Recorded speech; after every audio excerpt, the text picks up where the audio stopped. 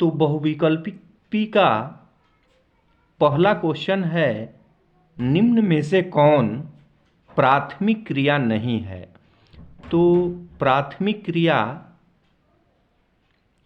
One काटना, पशुचारण, वस्त्र निर्माण, कृषि कार्य। तो वस्त्र निर्माण द्वितीय या विनिर्माण का कार्य है, औद्योगिक कार्य है, तो ग सही होगा। दूसरा है, चीनी उद्योग का निम्न में से कच्चा माल क्या है? तो गन्ना है। तीसरा है, जनसंख्या आकार के अनुसार बृहत्तम महाद्वीप है, एशिया महाद्वीप की जनसंख्या सबसे अधिक है। चौथा है, निम्नलिखित विद्वानों में से किसने नवनिश्चयवाद की संकल्पना प्रस्तुत की? तो जो चारों विकल्प दिया है उसमें ग्रिफिथ टेलर ने नवनिश्चयवाद की संकल्पना प्रस्तुत की। भारत का औसत गणितीय घनत्व है, तो जो विकल्प दिया है उसमें ग विकल्प सही है, 382 औसत गणितीय घनत्व है। चौथा है कि छठवां, चैनल टनल जोड़ता है, किन दो महानगरों को जोड़ता है? तो बर्लिन को पेरिस से या पेरिस को बर्लिन से जोड़ता है। ख विकल्प सही है। सातवां है, परिवहन, संचार एवं व्यापार उत्पादन केंद्रों और उपभोग को केंद्रों से जोड़ता है। ख विकल्प सही है। आठवां, ढाणी निम्न में से किस ग्रामीण बस्ती को कहा जाता है? तो पल्ली बस्ती का एक दूसरा नाम भी है ढाणी। क विकल्प सही है। अब हम अतिलघु उत्तरीय प्रश्नों को देखेंगे।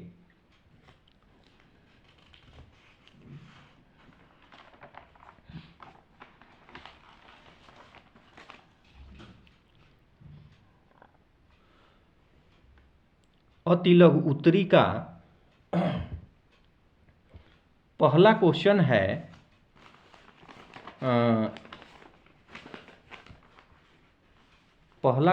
है, जनसंख्या प्रवास के प्रकारों का उल्लेख कीजिए।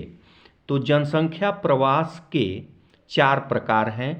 पहला, अंतर महाद्वीपीय प्रवास। दूसरा, अंतर्राष्ट्रीय प्रवास। तीसरा, अंतर्राज्यीय प्रवास। चौथा, स्थानीय प्रवास। प्रश्नोत्तर संख्या 10। प्रश्नोत्तर संख्या 10 है, आप बस्ती को कैसे परिभाषित करेंगे? तो बस्ती का अर्थ एवं परिभाषा, एक स्थान जो साधारणतया अस्थायी रूप से बसा हुआ हो उसे बस्ती या मानव बस्ती कहते हैं। इस प्रकार बस्ती एक कॉलोनी या लोगों का कोई छोटा समुदाय होता है जिसे बस्ती कहा जाता है। प्रश्नोत्तर संख्या 11 है, पृथ्वी के 2 प्रमुख घटक कौन से हैं? तो पृथ्वी के 4 प्रमुख घटक हैं। ये 4 प्रमुख घटक हमने लिख दिया है, जिसमें 2 ही पूछा गया है। पहला है स्थल मंडल, दूसरा है जल मंडल, तीसरा है जीव मंडल और चौथा है वायुमंडल। अब प्रश्नोत्तर संख्या 12 है, निवासी देश का वास्तविक धन क्यों होता है? इसका अर्थ क्या होता है, मीनिंग क्या होता है? तो निवासी देश का वास्तविक धन होते हैं क्योंकि वे ही देश के संसाधनों का उपयोग करके राष्ट्र के लिए नीतियां निर्धारित करते हैं तथा देश का आर्थिक विकास करते हैं। प्रश्नोत्तर संख्या 13, विश्व में सर्वाधिक सड़क घनत्व किस देश का है? तो जो इस प्रश्न का उत्तर, सही उत्तर तो है मकाऊ, लेकिन इंटरमीडिएट का जो बुक है उसमें मकाऊ न देकर के संयुक्त राज्य अमेरिका दिया हुआ है। तो विश्व में सर्वाधिक सड़क घनत्व वाला देश प्रथम पे है मकाऊ और द्वितीय पे है संयुक्त राज्य अमेरिका। 14वां प्रश्न है कि एक उत्तर भारत का तथा एक दक्षिण भारत की बहुउद्देशीय नदी घाटी परियोजनाओं का नाम लिखिए। तो उत्तर भारत की प्रमुख बहुउद्देशीय नदी घाटी परियोजना भाखड़ा नांगल परियोजना है जो पंजाब राज्य में है। दक्षिण भारत की प्रमुख बहुउद्देशीय नदी घाटी परियोजना तुंगभद्रा नदी घाटी परियोजना है जो तुंगभद्रा नदी पे बना है और कर्नाटक राज्य में है। 15वां क्वेश्चन है कि ONGC का पूरा नाम हिंदी में लिखिए, इसका मुख्यालय कहाँ है। तो ONGC का हिंदी में नाम होता है तेल एवं प्राकृतिक गैस निगम और इसका मुख्यालय नई दिल्ली में है।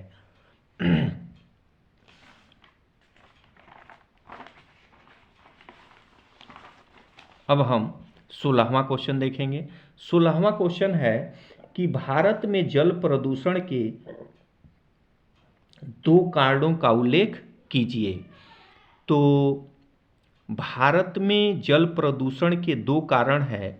जो सबसे ज़्यादा जल प्रदूषित होता है वह है औद्योगिक कूड़ा एवं अपशिष्ट के कारण, और दूसरा है शहरीकरण का अनियंत्रित विस्तार।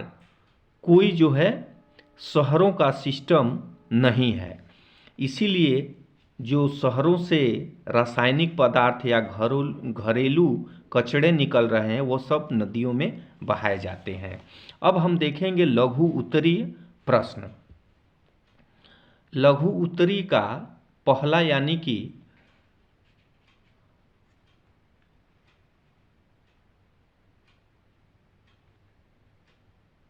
17वां प्रश्न है, संसार की जनसंख्या को किन आयु वर्गों में बांटा गया है। तो संसार की जनसंख्या को 3 आयु वर्गों में बांटा गया है। पहला है 0 से 14 वर्ष का आयु वर्ग, इसे आश्रित आयु वर्ग कहते हैं। दूसरा है 15 से 59 वर्ष आयु वर्ग, इसे कामकाजी आयु वर्ग कहते हैं। और तीसरा है 60 से अधिक आयु वर्ग, इसे भी आश्रित आयु वर्ग कहा जाता है। अब है 18वां, महामार्ग से आप क्या समझते हैं या क्या इसका आशय होता है। तो लिखेंगे, एक राज्य से दूसरे राज्यों एवं उनकी राजधानियों को जोड़ने वाली 4 लेन या 6 लेन की सड़कें राष्ट्रीय महामार्ग नेशनल हाईवे कहलाती हैं। भारत का सबसे लंबा राष्ट्रीय राजमार्ग 44 है जिसकी लंबाई 4112 किलोमीटर है जो श्रीनगर से कन्याकुमारी तक जाती है। अब है 19वां क्वेश्चन। 19वां है, मिश्रित कृषि क्या है। मिश्रित कृषि की विशेषताएं लिखिए। तो मिश्रित कृषि का तात्पर्य या अर्थ, जब फसलों के उत्पादन के साथ साथ पशुपालन भी किया जाता है तो इसे मिश्रित कृषि मिक्स्ड फार्मिंग कहते हैं। जबकि एक बार में एक से अधिक फसल एक स्थान या जगह पर उगाया जाता है तो उसे मिश्रित फसल मिक्स्ड क्रॉप कहते हैं। अब विशेषताएं,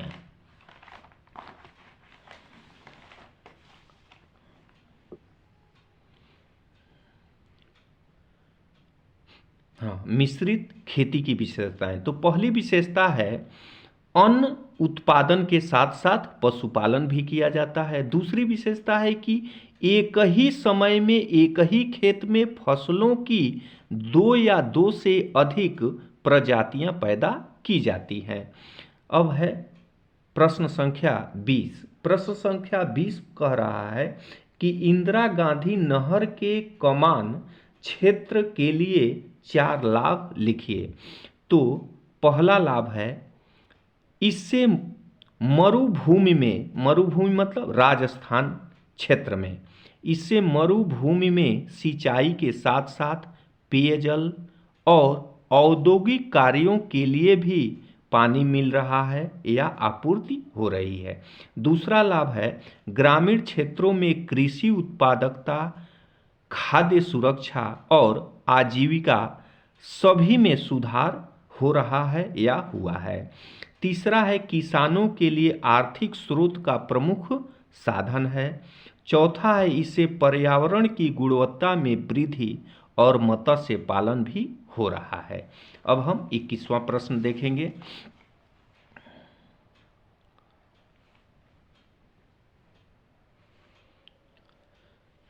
प्रश्नोत्तर संख्या 21 कह रहा है कि भारत के घटते लिंगानुपात के कारणों का उल्लेख कीजिए। तो भारत के घटते हुए लिंगानुपात का प्रमुख कारण अशिक्षा एवं निर्धनता है। जब आदमी अशिक्षित होता है, गरीब होता है, तो गरीबी और अशिक्षा के कारण आदमी लड़कों या पुरुष को ज़्यादा महत्व देता है, लड़की या महिला को कम देता है। इसका प्रमुख उदाहरण केरल राज्य है। दूसरा जो लिंगानुपात कम होने का प्रमुख कारण है वो है लड़कियों को बोझ या भार समझना। इसका उदाहरण है वैवाहिक विवाह के लिए लड़कियों को भार या बोझ समझा जाता है।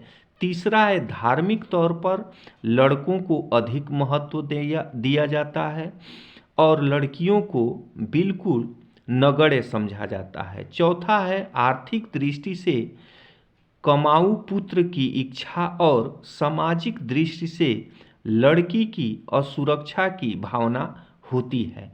इसीलिए भारत में लिंगानुपात घट रहा है, अर्थात महिलाओं की संख्या दिन प्रतिदिन घटती जा रही है।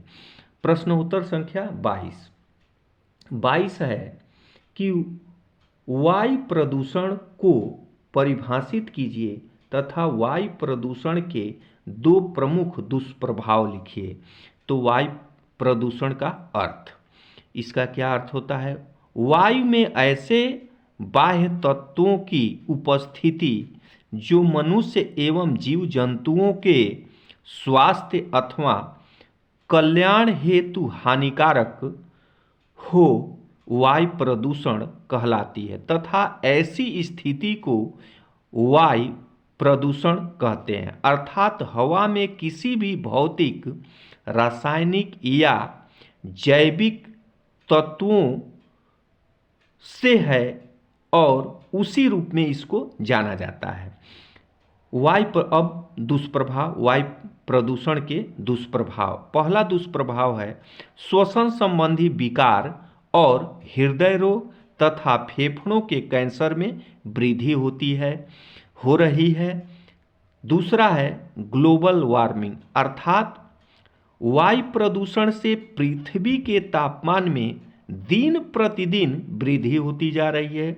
और तीसरा है ओजोन परत, जो मानव के लिए बहुत ही महत्वपूर्ण है, क्योंकि यह जो है रक्षा करता है, तापमान बढ़ने से रोकता है। तो ओजोन परत का क्षरण हो रहा है। अब हम दीर्घ उत्तरीय प्रश्न देखेंगे। दीर्घ उत्तरीय में बहुत ही महत्वपूर्ण प्रश्न है जो लगभग हर साल पूछा गया है किसी न किसी पेपर में।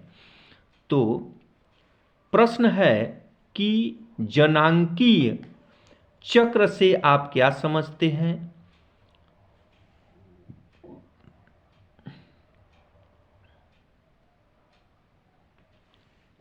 जनांकीय चक्र से आप क्या समझते हैं? जनांकीय संक्रमण सिद्धांत की 3 अवस्थाओं का वर्णन कीजिए। तो जनांकीय संक्रमण सिद्धांत का प्रतिपादन थॉमसन जो 1928 में थॉमसन और नोटेस्टीन द्वारा किया गया।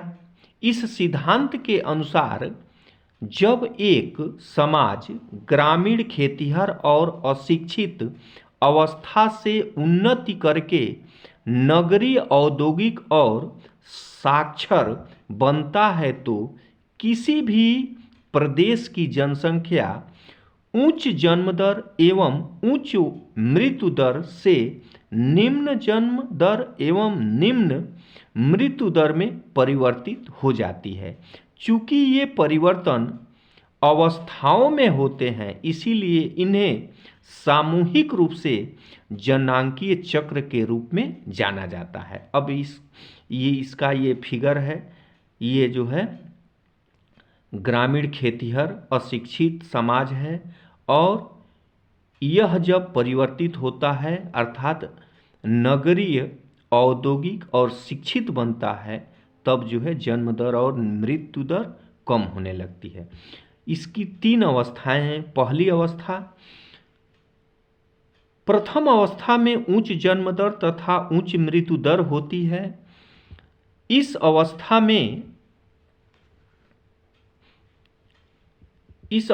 में महामारी, भूखमरी मृत्यु का कारण बनती है। लोग कृषि कार्य करते हैं, अतः बड़े परिवार का विचार एवं भाव रखते हैं। लोगों के अशिक्षित होने से साक्षरता और प्रौद्योगिकी का स्तर बहुत निम्न रहता है। अब दूसरी या इसका एग्जाम्पल देखिए, एग्जाम्पल है जैसे Rwanda, Burundi, Uganda, Cambodia, Laos आदि देशों में द्वितीय अवस्था में ऊंची प्रजननशीलता समय के साथ साथ घटती जाती है। पोषण, स्वास्थ्य और स्वच्छता में सुधार होने से मृत्यु दर घटती जाती है। कृषि के साथ साथ औद्योगिक विकास की गति तीव्र होती है, लेकिन कुल जनसंख्या के योग में वृद्धि होती रहती है। शिक्षा का स्तर बढ़ता रहता है, जैसे भारत, चीन एवं अन्य एशियाई देश। तीसरी अवस्था में जन्म दर और मृत्यु दर दोनों अधिक घट जाती है। इससे जनसंख्या या तो स्थिर रहती है अथवा मंद गति से बढ़ती है। जनसंख्या पूर्ण रूप से नगरीय, पूर्ण रूप से शिक्षित, पूर्ण तकनीकी ज्ञान संपन्न होती है, जैसे इटली, जापान, संयुक्त राज्य अमेरिका, कनाडा, न्यूजीलैंड और सिंगापुर इत्यादि। अब हम प्रश्नोत्तर संख्या 24 की तरफ देखेंगे कि क्या पूछा गया है। ये भी बहुत ही महत्वपूर्ण है और बोर्ड परीक्षा में बार बार पूछा जाता है और अनेक बार पूछा गया, कई बार इसको जो है, और मैंने जो है इस प्रश्न का उत्तर बहुत ही सटीक और पूर्ण रूप से लिखा है। प्रश्न है कि भारत में गैर परंपरागत ऊर्जा के विकास पर प्रकाश डालिए। इसका मतलब यह है कि जो गैर परंपरागत ऊर्जा के स्रोत हैं उनका जो है कहाँ कहाँ प्लांट लगा है, क्या काम हुआ है, क्या विकास कार्य हुआ है, इन सब चीज़ों के विषय में लिखना है। तो थोड़ा सा हम इंट्रोडक्शन के रूप में इसका मीनिंग या अर्थ लिखेंगे, तब जाकर के गैर परंपरागत जो ऊर्जा के स्रोत हैं उनके विषय में लिखते जाएंगे। तो शुरू कर रहे हैं। गैर परंपरागत ऊर्जा, जिसको रिन्यूएबल एनर्जी कहा जाता है। परंपरागत ऊर्जा स्रोतों की घटती मात्रा को, परंपरागत ऊर्जा के स्रोत जैसे कोयला, पेट्रोलियम पदार्थ, ये सब परंपरागत है। तो परंपरागत ऊर्जा के स्रोतों की घटती मात्रा को देखकर ऊर्जा के जो सतत पोषणीय तथा नवीकरण योग्य नए स्रोत खोजे गए हैं उन्हें ऊर्जा के अपरंपरागत या नवीकरण योग्य स्रोत कहा जाता है। इसे अक्षय ऊर्जा भी कहा जाता है, जैसे सौर ऊर्जा, पवन ऊर्जा, भूतापीय ऊर्जा, बायोमास या जैव भार ऊर्जा ज्वारीय ऊर्जा, नाभिकीय ऊर्जा इत्यादि। इन सब जो ये ऊर्जा है इसे भविष्य की ऊर्जा की आशा भी कहा गया है या कहा जाता है। अब हम विकास के तरफ चलेंगे, गैर परंपरागत ऊर्जा का विकास। तो सबसे पहले नाभिकीय ऊर्जा की बात करेंगे। इसे परमाणु ऊर्जा भी कहा जाता है। भारत में आणविक ऊर्जा का विकास डॉक्टर होमी जहांगीर भाभा के निर्देशन में 1954 में ट्राम्बे में प्रथम अणु शक्ति ऊर्जा संस्थान स्थापित किया गया। भारत में प्रमुख परमाणु ऊर्जा केंद्र जो काम कर रहे हैं, मतलब विद्युत उत्पादित कर रहे हैं, वो है तारापुर महाराष्ट्र, रावतभाटा राजस्थान, कलपक्कम तमिलनाडु, नरौरा उत्तर प्रदेश, काकरापार गुजरात और कैगा कर्नाटक इत्यादि। अब हम सौर ऊर्जा के विषय में देखेंगे क्या काम हुआ है। सूर्य की किरणों में अपार ऊर्जा होती है, अतः फोटोवोल्टाइक सेलों से सूर्य की किरणों को ऊर्जा में परिवर्तित करके जो अक्षय ऊर्जा बनाई जाती है उसे सौर ऊर्जा कहते हैं। भारत में सौर ऊर्जा के क्षेत्र में बहुत काम हुए हैं। इसके वजह से आज बड़े उद्योग, संस्थान, मोटर कार, प्रत्येक गांव में प्रकाश हेतु सौर ऊर्जा का उपयोग हो रहा है। अगला है पवन ऊर्जा। भारत में पवन ऊर्जा उत्पादन की कुल क्षमता 50,000 मेगावाट की है। हमारे देश में पवन ऊर्जा का विकास राजस्थान, गुजरात, महाराष्ट्र तथा कर्नाटक राज्यों में किया जा रहा है। ज्वारीय ऊर्जा, ज्वारीय तरंगे तथा महासागरीय लहरें ऊर्जा का अपरिमित स्रोत हैं, लेकिन अभी तक इसमें कोई सफलता नहीं मिली। भूतापीय ऊर्जा, भारत में भूतापीय ऊर्जा संयंत्र हिमाचल प्रदेश के मणिकरण में लगाया जा चुका है। गीजर कूपों से निकलने वाले उष्ण जल से भूतापीय ऊर्जा का विकास किया जा रहा है। अंतिम है जैव ऊर्जा। जैव ऊर्जा कूड़े कचरे से बिजली बनने की एक योजना दिल्ली के निकट ओखला में काम चल रहा है। अब हम आपको मानचित्र संबंधी प्रश्नों को कल बताएंगे अगले वीडियो में। आज बस इतना ही। आपको हमने महत्वपूर्ण प्रश्नों को बताया है। यदि आपको ये प्रश्न समझ में आए हों और इनका सटीक उत्तर हमने देने का प्रयास किया है और आपके काम आए तो ज़रूर लाइक कीजिएगा और कमेंट बॉक्स में कुछ न कुछ सुझाव अवश्य दीजिएगा।